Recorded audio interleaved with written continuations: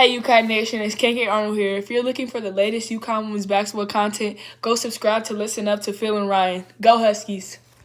Thank you, KK. Phil and Ryan, listen up, Ryan. Thank you for joining me on this very hot and humid Monday, June the 23rd, as we inch closer to the new season in November. Ryan, I want to take you over to the index tonight. Let's go over to an article written by Kobe Del Rosario and College Sports Network, Ryan. He says in his very great article, through the course of its history, the UConn Huskies have established themselves as what is considered by many as the most influential program in women's basketball, with a record of 12 national championships, 24 NCAA Final Four appearances, and countless Big East Conference regular season titles and conference tournament championships. Coach Gino Auriemma's program has surely produced some of the best in the sport.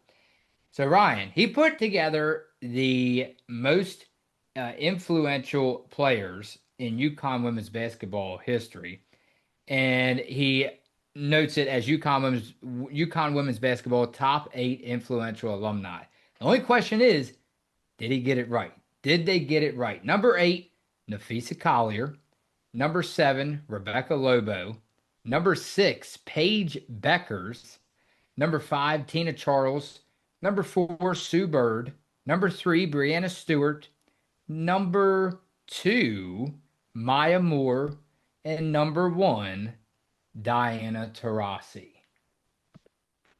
Yeah, well, I think you can probably argue the order quite some bit, but I think it's probably hard to argue with Diana Taurasi being at number one. But yeah, I mean the top eight most influential UConn Huskies. It's tough to really make a ranking for this because there's just so many positive things that have happened to this program, especially over the last 20 years, really, which is kind of hard to believe. But we've mentioned before how there are so many great women that have walked through the doors in Storrs, Connecticut, and the Gamble Pavilion. And because of all those great women we've seen over the years, their influence on so many young girls who start playing basketball because of them and want to come play for Coach Gino and the UConn Huskies. So it's really just been an endless cycle of hard work, influence, and determination for so many UConn legends. And like I said, it's hard to disagree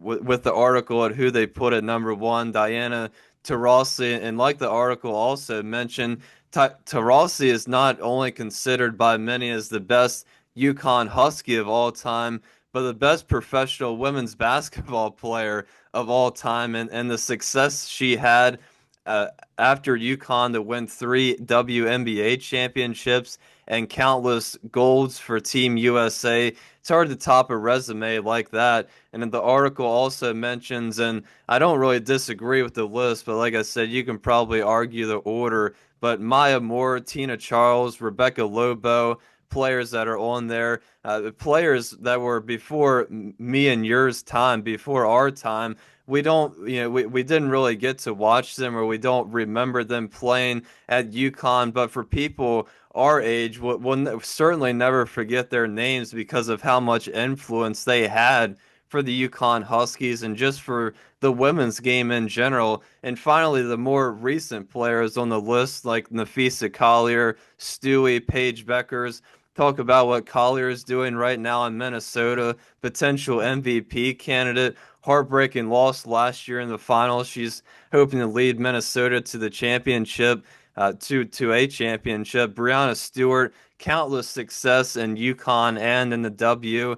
And Paige Becker is half the reason we started this podcast. She influenced us to have this podcast and cover women's basketball and inspire the new generation of girls to play and watch. So just some really spectacular women that have played for the UConn Huskies over so many years. Thank you so much, Rye, for joining me on this Monday evening. Very well said about the top 8 most influential Huskies, alumni that is, of all time. So glad Paige Beckers, obviously, in my opinion, should have probably landed a little bit more higher on that list. I don't know if Rye feels the same way or not, but at any rate, look, if I had to ask you this now, remember, all of these 8 players, former Huskies, they're all alumni. All right, so that means none of them obviously uh, currently play right now for the Huskies. If I had to ask you, Ryan, everybody else like, comment, and subscribe. We appreciate you all a lot, and we love you all for supporting the videos. Ryan, if you had to pick one Husky currently on this roster heading into 2025-26 season, which Husky would it be that possibly lands on this list? Now, to make it even more challenging for you and everybody else, Ryan, you know what I would do? I would say, Ryan, if you had to knock one of them out of the top eight, who would you put on that list? Yeah, it's a great Yeah. question. For the current roster of women that we have, I think probably the name that would come up for most people at first would probably be AZ Fudd, just because she's now considered the leader of this team, entering her fifth season. She's certainly done a lot of things already for the women's game, and certainly UConn women basketball, a huge reason coming back from that injury, winning the championship last year. But I think my answer would actually be Sarah Strong.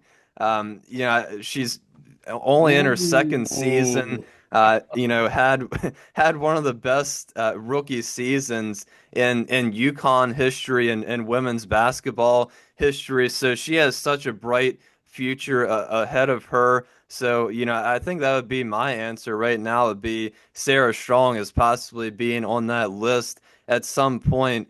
It'd be really tough to knock one player off of that list that's in that top eight. I'm honestly not sure that I would knock anybody out of that list, to be honest. I think all those the eight women that were listed in that article are all so deserving. I don't think I could knock anybody off of that list.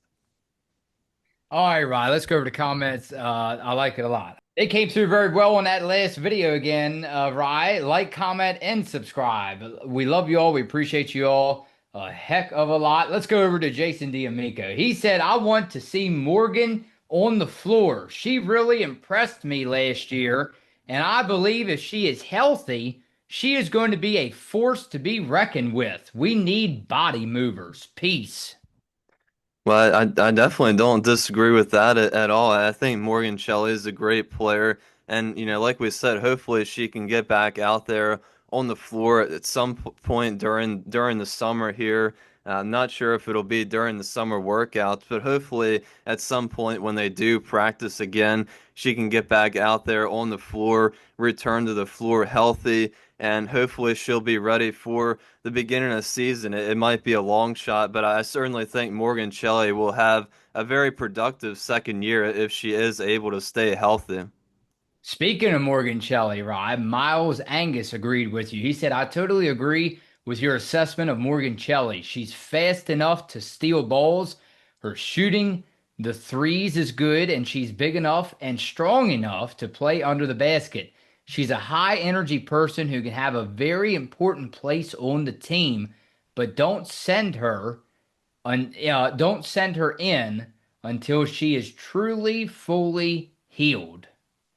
That's a good point, Rye, because again, especially in UConn, all these injuries in the past, yeah, that he brings up a good point. Yeah, we definitely don't want to deal with that again. So yeah, definitely when Morgan's fully healthy, bring her back out. Wait until she's fully healthy. We definitely have plenty of bodies out there to man down the ship before Chelly gets back. But I think Morgan Chelly is a great in transition player. I think she has great speed, like they just mentioned, able to get her feet set and pull up for three in transition. I think that's a big part of her game, and I'm certainly. I'm certain that she's going to work on a lot of her inside moves, driving to the basket when she's healthy enough to be able to do that. Certainly have to wait until that ankle is fully healthy again. But yeah, like I said, I think Chile has great promise and a lot of determination to get back out there and have a great sophomore season. Willie McGoogle, right? Willie McGoogle said, I love AZ too much, but I know why she is so much more aggressive uh, and being a leader, bragging rights over buckets to have two championships. That would be the ultimate bragging rights. And then when AZ gets into the WNBA, I'm sure every time that they meet out there on the floor, she'll AZ will have to remind her of that, remind Paige of that every single time that they play each other. Or if they're on the same team, that would be even better. But yeah, I think AZ Fudd's determination level will certainly be very, very high during this whole regular season in a couple months. We certainly already see it during the summer here in her workouts, going the extra mile. It seems like to get even better and stronger, improving her game. Already in her fifth season in college, and she's somehow still finding ways to improve on her game. This is going to make Ryan, you're going to want summer to just go away right now because I can't wait for November. How about SVPST said with a lineup of Williams, Strong, L. Alfie, KK, and Fudd, I don't know if the other team will get 10 points a quarter. Ooh, and it's not even July, right? And he has me in the mood for our starting lineup video already.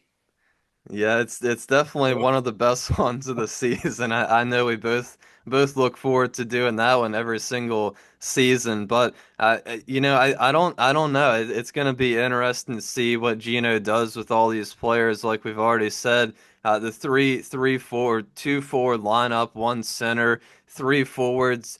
But I think Gino usually has three guards out there, so we'll see what happens. We'll definitely have to discuss it here in the next couple months as we get closer to the regular season. But certainly, I think with all the big bodies that UConn has now, they struggled to get some big body forwards and centers for a couple years. But certainly now we have quite a few of them that can really play defense down there. So I think I agree. I think it's going to be hard for other teams to get inside the paint and score. All right, one more, Rye. Just me said, awesome update, Phil and Rye. Thanks a lot. We appreciate it. That is great news for Caitlin Chen. I'm happy for her, and more good news for Ayanna Patterson and Caroline Ducharme. Can't wait to see them in action. Oh, and the update on AZ and Strong. Look out, opponents. Yeah, it's definitely looking good so far. Really positive news throughout this whole summer. I would think as in terms of the healthy players, certainly good to have Ayana and Caroline in good spirits. It seems like they're getting to be back fully healthy again during the summer, and certainly like we mentioned, AZ Flood and Sarah Strong both seem determined and motivated to get better for the regular season, defend that national championship. So it's definitely a lot of really good positive signs that we've gotten so far during this off season. Hey, we want to remind you all to turn that notification bell on because we plan to have KK Arnold. Thanks to KK's family for agreeing. We plan to catch up with her again this summer, Rye. It's still a long off season, a lot to talk about.